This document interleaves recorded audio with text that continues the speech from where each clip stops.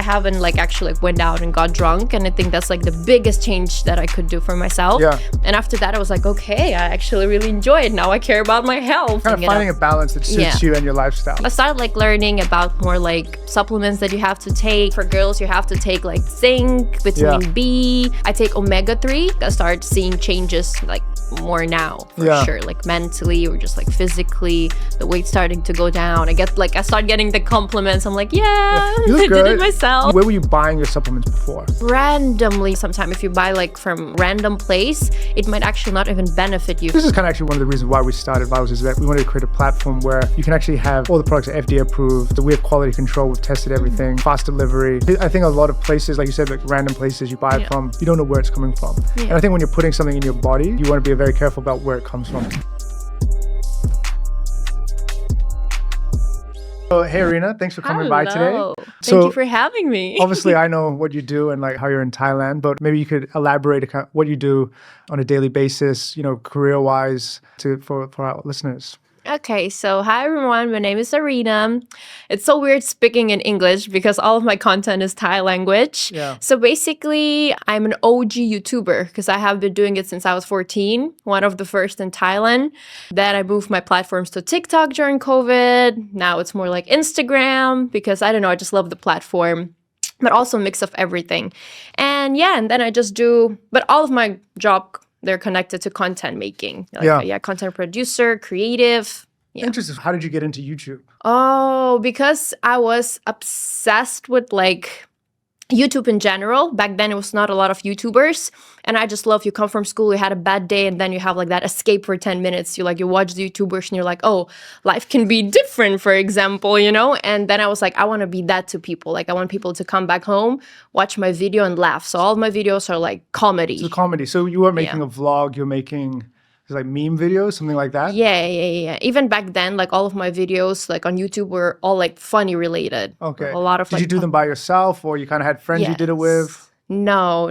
When I started, I didn't even have a phone. So I had to like borrow my stepdad's phone. Yeah. We'll edit, we'll post all in one day. I guess then could you still edit and watch YouTube on iPhones? Yeah. Okay, it was like iPhone 4, I think, back then. Okay, wow. Yeah. What was your inspiration to get into YouTube? I wanted to be that for people. I wanted people like to go watch my videos and like for 10 minutes, like for those 15 minutes, just like switch off their brains and just like entertain, be entertained with like funny laughters. But did you have somebody specifically that you saw and that you kind of like wanted to idolize or kind of build your platform kind of content off? But she's Russian. Her name is Kate Clapp. And she was like the first YouTuber of Russian, I would say. There was like 5 of them and she was one of those. Yeah. And you said you mainly do your content now in Thai. Has that always been the case? Always been the case because I thought, I analyzed the market and I was like, well, I'm Russian and I can speak Thai. That would probably get views. And it really worked. Like in a very short period of time, like in 2-3 months, like my followers started growing really fast. Wow. And how long did it take for you to kind of realize that instead of just being a hobby after school, it was actually could become a business? Oh, like in a year, people kept telling me, like I started having like YouTuber friends. They were like, you can monetize it. And I was like, I don't know how to do that. Like, because I was 14, like I didn't even know how to create my own like email, So it was like a year. Then like one brand reached out to me. It was like this yogurt, like a milk. And they were like, we can actually like pay you, like I remember it was 10K. And I was like, oh my God, 10K. Yeah, at 14, 10K is quite a lot, right? Yeah, no, I was already earning. I was working as a translator already. So you were working as a translator also when you're 14? Yes, actually in a court, in court for around a year. And was that translating English, Russian? Russian to Thai, Thai to Russian. Oh, wow. Yeah, and I got there like, I don't know, just I had really good Thai, really good Russian.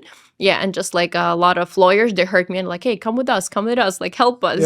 Yeah. Okay, let me take a step back because you're Russian. Yeah. And then you obviously speak Thai. Yeah. So how did that all start? How did you become someone that speaks Russian and Thai based in Thailand? My family moved here. My grandparents moved here first. They loved it here. It was like 25 years ago. And then they just called my mom. It's like, hey, bring Arina here. It's a nice future here. Good schools, good weather, good lifestyle. And they just took me. This is in Phuket or Bangkok? No, Pattaya actually. Oh, Pattaya, okay. So I'm a Pattaya kid. Oh, nice. Yeah. It's not too far. It's a couple-hour drive. Yeah. And then how did you, I know a lot of people that they grew up in Thailand, they're foreigners as well, but they don't speak Thai. Yeah. What made you just interested to learn, speak? Do you read and write Thai as well? I do. Basically, they just dropped me into all Thai kids school, like So you grew up in a Thai school? in a Thai school. So it was 3,000 kids, and I was the only foreigner, because they didn't accept foreigners. But my grandpa, blah blah blah, he was a doctor. He helped the principal in some ways, and they took me. Well, so you got dropped into a Thai school. Do you speak no Thai at this point? No Thai, no English, just like Russian. But it was kindergarten, so I don't know. It was still like okay. My daughters go to kindergarten now. Yeah. So they go to kindergarten, they're speaking English now. Yeah. But they come home and sometimes they're a little bit confused also because they're with their nannies who speak Thai. And then sometimes they talk to me and they're asking me, they're talking to me in Thai, I said, Daddy doesn't know. But that's the best way for kids. You're going to be mixed up and then like in a year, you're going to understand everything. Yeah, but slowly I can see now they're realizing that you're able to speak Daddy in English. It's cute. Yeah. So obviously you started in YouTube, then you said you've now moved on to obviously Instagram, Facebook, and TikTok. I understand you have quite a big following as well. Yeah. How have you found that it's kind of evolved since the YouTube days? Like, were you making a lot of memes? Like, I think this was probably longer form then, where you're like doing 5, 10, 20-minute videos, where now it's all very quick pace, 5, 10-second clips, right? It was during COVID and TikTok just came. I think it was like the first month of the boom of TikTok. And I was like, what is this? Let me try. I filmed like 3 videos and they all got like 1 million views. And I was like, wow, this is so much easier than YouTube. Yeah. On YouTube to get like 1 million views, you have to put effort. But on TikTok, I just like lip sync and it got the views. So I was like, okay, this is my new thing. On TikTok? On TikTok. And how long would like a TikTok clip be? A couple, like 15 seconds. Wow. So it's a lot better use of your time as well. Yes. I still kept doing my YouTube. Yeah. Yeah, but still like TikTok was easier. And so now you're mainly focused on TikTok? Or Instagram TikTok as well? And Instagram. Okay. Yeah. And how about YouTube? Are you still active on YouTube? Not really, because I got a bit burnt out. So not really, just because like it's harder to think what to film. Then I turned like my YouTube into more like a show. I did like a full production. Yeah. We had like investors. We had famous guests coming on the show. But it didn't go as planned. Yeah. And I was like, okay, I kind of feel like I'm burnt out. I don't have ideas. So I just took like a step back and now more like YouTube and TikTok, more like short forms and Facebook. And now you work, I mean, obviously you work with us, you're one of our experts at Vitals, but you also work with a lot of brands now as well. Yeah. So you work a lot on kind of creating content and creating, different kind of social media posts for brands as well, right? Is there certain types of brands you like to work with, or is there certain type of content that you like to make specifically more than others? Well, I love when the brands are very open-minded because leave you to do what you want to do. Because not every brands understand that, hey, if you send me this script, what to say, people are going to scroll right away because people don't like to listen boring stuff. Yeah. But when brands just tell me whatever, just bring us views, bring us customers, I'm like, that's my clients. and then I guess there's probably brands that say, we want something like this, you to copy something, can you do something like this? And you probably do something that they want and they probably come back saying, that's not what we want, and they probably want changes as well, right? Maybe, yeah. But usually, like, I'm not scared to like let them know right away, hey, this is not gonna work actually. Yeah. So it's always like about communication with clients. Okay, so then I guess with a busy schedule, obviously you're working with a bunch of different brands and different companies. How do you balance your day-to-day life? I mean, are you kind of working most of the time? You're working out, you're socializing. Yeah. What's important to you? Well, I have this ability where I can turn off my brain. Yeah. Like, my friends hate it. Are you still alive? Yes, my friends hate it because I become the most dumbest person. You can ask me to call Grab and I'll be like, I don't know the address. Yeah. Like, I have this ability of turning off my brain. So once like I'm done with my task of the day, my brain is off. Yeah. And whatever I do, like I can go to sauna, I can go out, I can meet with my friends. Like, that's like just being me. Like, I really can take like my working brain off. Yeah. So do you have a specific routine? So let's say Monday to Friday, do you have does Arina have a routine? Like, I'm up at 6 a.m. No, I get up around like 9. Yeah. Then like in the morning, it's like my time, a coffee, just, I don't know, like chilling at home. I love like slow mornings. I think that's like my priority. Do you work out?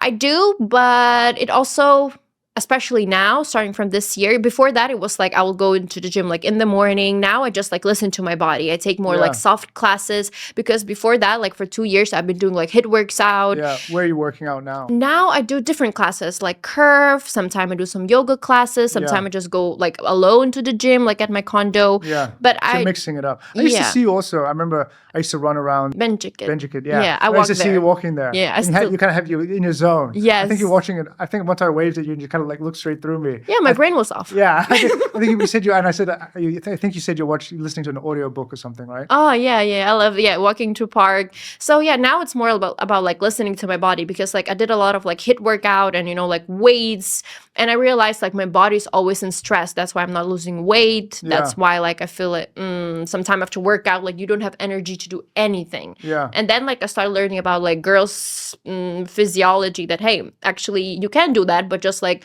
1 week or like a month. Yeah. And then you have to like listen to your body. Sometime maybe just like a yoga, sometime more just like a cardio based. Yeah. So now I'm just mixing kind of finding a balance that suits you and your lifestyle. Yeah. So you're up early, you're listening. So you're not up that early. Yeah, not 9. I wake up at 6 a.m. every day.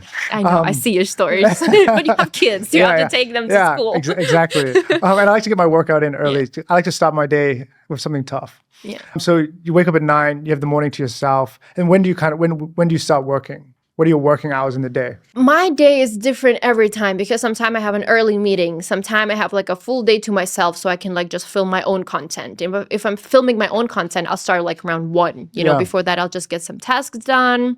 So every day is different. I don't have like a specific thing, but just, like slow mornings, sauna like 2 times a week. Yeah. That's what I try to do. Yeah, every day, like get the steps in. Yeah. Yeah, for work, I just have like, before going to bed, I'll just write the tasks that I have to get done, and that's whatever. How many steps do you try and get in every day? At least 10. At least 10. But it's very easy for me. Like, I love walking. Yeah. Yeah, so. It's funny. Recently, I've been really good the last 6 weeks. Yeah. I've managed to get my daily steps for the last month up to 22,000. And it's just literally just like walking everywhere. Just deciding like, it's going to take me 30 minutes. I'll just walk. Yeah. And it's become like a habit. It's like a good habit, I think. Very. Especially with the weather now. Like, it's so nice. I think that's why, because it's been a little bit cooler, so it's nicer to walk around. Yeah, during summer in Thailand, you can. Yeah, so I figured I might front load my steps while it's cold, and then summer I might start. Yeah. So actually you don't have a very specific routine. It kind of depends on, the brand you're working with. So it's very, not all over the place, but I guess it's erratic, right?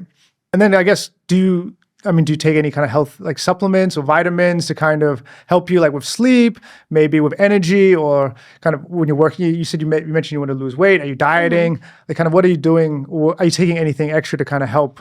Well, for me, I'm very, like how I told you, like in the middle of last year, like I made the decision to like kind of stop going out and drinking. Yeah. So it's been like 4 months since actually, like I do drink, but it's like maybe once a month, just like if I'm traveling somewhere, just like with my best friend, like wine at home, just talking, like that's I would still do.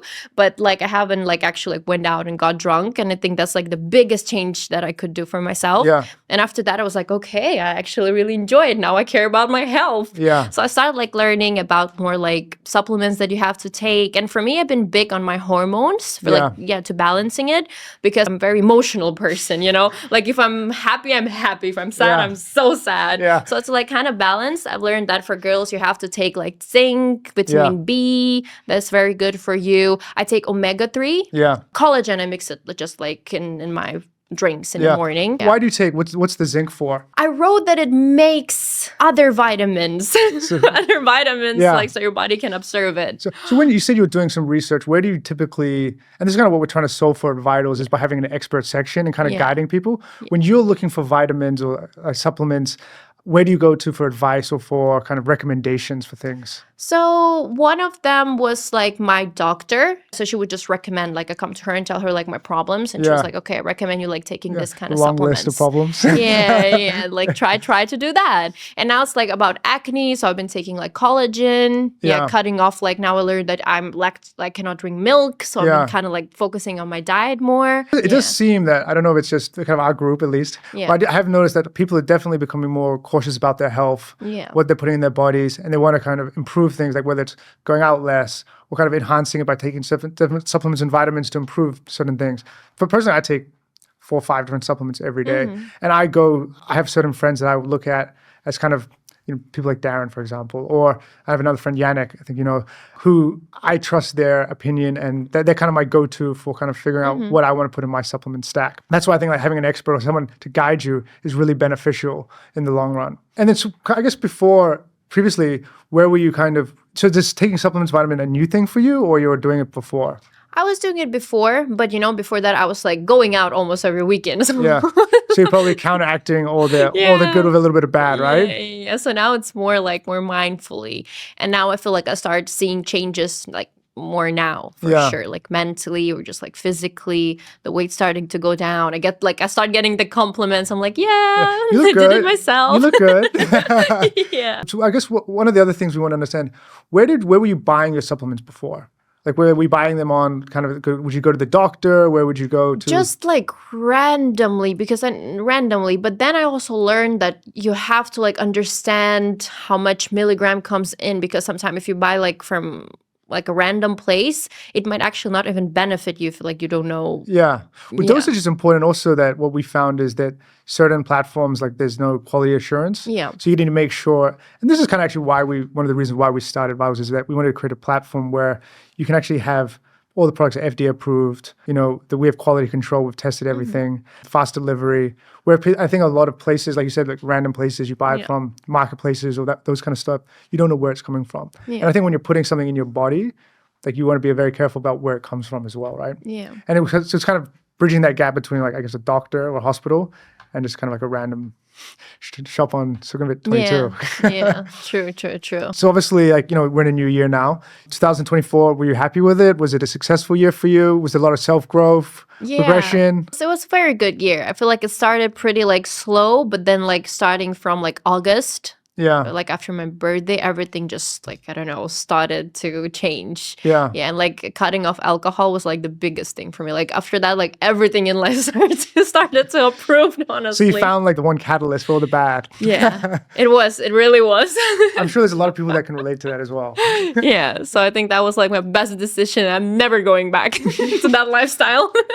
It's good you realize it now. You're still super young. Yeah. Besides the alcohol, how did your career, like, did that also kind of things start going well in the second half of the year? Like what were you doing work-wise for like that kind of your became more like focused, and and finally like I understood like my goals and what I want from life. Yeah. And I really started, I actually have these values and that's what I want. Yeah. Because like with alcohol, like I still like I would work out and everything, right? But I don't know, I was kind of like a bit lost, I would say. Like if you ask me like, okay, what's your like goal for the next year? And I'll be like, just like want my life to be better. But I never like specify, I want this. But now it's like I have a very clear vision. So you have a plan now, and then so let me ask you this, then what's your plan for 2025? What are we going to see from Arina? What are you going to achieve like this year coming? Well, I've already starting from like the couple days into January, it's already been like a lot of changes.